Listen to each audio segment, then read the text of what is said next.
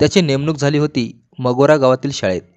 इथेच त्याच्या आयुष्यात आली होती हेमलता राधेश्याम, एक विद्यार्थिनी. गुरु शिष्य नाते हे परंपरेने पवित्र मानलं जातं, पण सुभाषच्या मनाला मर्यादा कळेनाशा झाल्या. हेमलता शिकण्यात हुशार, घरातील थोरली मुलगी. तिचं रूप, निरागसपणा आणि गोडवा पाहून सुभाषचं मन तिच्याकडे ओढलं गेलं. सुरुवातीला तो तिला फक्त प्रेमळ नजरेने पाहू लागला, पण नजरेतलं गुपित लपवणं अवघड असतं. हळूहळू हेमलता ही समजू लागली की तिच्या शिक्षकाच्या मनात तिच्यासाठी काहीतरी आहे. एकदा शाळेनंतर हेमलता घरी एकटी जात असताना सुभाषने तिला थांबवलं आणि शांतपणे विचारलं, संध्याकाळी 7 वाजता शाळेजवळ भेटशील का? हेमलताला आधीच अंदाज होता. तिने निमित्त काढून मैत्रिणीच्या घरी जात असल्याचं सांगितलं आणि ठरलेल्या ठिकाणी पोहोचली. तिथे सुभाषने पहिल्यांदाच थेट शब्दात सांगितलं, मी तुझ्यावर प्रेम करतो. हे ऐकून हेमलता थोडी घाबरली, पण तिलाही त्याच्याबद्दल आकर्षण होतं, म्हणून तिनेही आपल्या मनाचं दार उघडलं. त्या दिवसापासून सुरू झाला त्यांच्या प्रेमकथेचा नवा अध्याय. आता दोघेही शाळेतच नव्हे तर बाहेरही भेटू लागले. एका झाडाखाली बसून भविष्याची स्वप्न रंगवू लागले. आपलं लग्न तर झालं, घर कसं असेल, आपण मुलांना कसं शिकवू, अशा अनेक गोड कल्पना ते एकमेकांशी शेअर करत होते. पण त्यांना ठाऊक होतं की हे नातं सोपं नाही, कारण त्यांची जात वेगळी होती. हेमलता मुलगी असल्याने तिच्या वडिलांची मानहानी होऊ शकत होती आणि गावात जातपात अजूनही मोठा मुद्दा होता.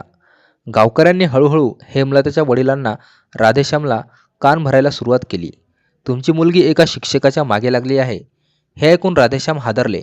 त्यांनी लगेच मुलीला घरी बोलावून रागावलं, समजावलं. आई निर्मलाबाईनेही तिला चेतावलं, तुझ्या आयुष्याचा विचार कर, इज्जतीचा विचार कर. पण हेमलता ठाम होती. सुभाष सुशिक्षित आहे, नोकरी करतो, चांगला माणूस आहे, मी त्याच्याशिवाय लग्न करणार नाही. राधेश्याम आणि निर्मलाबाई रागाच्या भरात म्हणाली, आजपासून शाळेत जाणं बंद. घरच्यांचा दबाव वाढत गेला. शेवटी राधेश्याम यांनी तिचं दुसरीकडे लग्न ठरवण्याचा निर्णय घेतला. हे कळल्यावर हेमलता हादरली. तिने लगेच सुभाषला फोन करून सांगितलं, आता वेळ आली आहे काहीतरी करण्याची, नाहीतर माझं लग्न जबरदस्तीने दुसरीकडे लावतील. 22 जानेवारी 2014च्या रात्री सुभाषने हेमलताला घरातून बाहेर काढलं आणि दोघेही गावातून पळून गेले. गावात खळबळ उडाली. राधेश्याम यांनी थेट वृंदावन पोलीस ठाण्यात तक्रार दाखल केली. माझ्या मुलीला पळवून नेलं आहे. 28 जानेवारीला वृंदावन जवळच्या नाल्यातून एक जळालेला मृतदेह सापडला.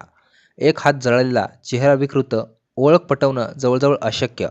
सुभाषचे वडील वीरेंद्रसिंग पोलीस ठाण्यात गेले. त्यांनी मृतदेह पाहिला आणि घोषित केलं, हा माझा मुलगा सुभाषच आहे. त्यांनी सांगितलं, त्याच्या हातावर नाव कोरलेलं होतं. ओळख पटू नये म्हणून हात जाळला गेला आहे. यानंतर वीरेंद्रसिंग यांनी थेट राधेश्याम आणि त्यांच्या नातेवाईकांवर सुभाषचा खून केल्याचा आरोप लावला. गावात तणाव, पोलिसांचा दबाव आणि चौकशी सुरू झाली. मृतदेहावर विधिपूर्वक अंत्यसंस्कार झाले, पण पोलिसांना संशय होता. त्यांनी DNA नमुने लखनौ फॉरेन्सिक लॅबमध्ये पाठवले. मे महिन्यात रिपोर्ट आला, तो मृतदेह सुभाषचा नव्हता. पोलिसांनी मोबाईल ट्रेकिंग सुरू केली. वीरेंद्रसिंग यांच्या मोबाईलवरून दिल्लीवरून वारंवार कॉल येत होते. लोकेशन मिळालं आणि जून महिन्यात वृंदावन बसस्थानकावरून सुभाष आणि हेमलता जिवंत पकडले गेले. दोघांना न्यायालयात आणलं गेलं. मॅजिस्ट्रेटसमोर त्यांनी स्पष्ट सांगितलं, हो, आम्ही प्रेम करतो, दिल्लीत लग्नही केलं आहे, आम्ही सज्ञान आहोत आणि आम्हाला एकत्र राहायचं आहे.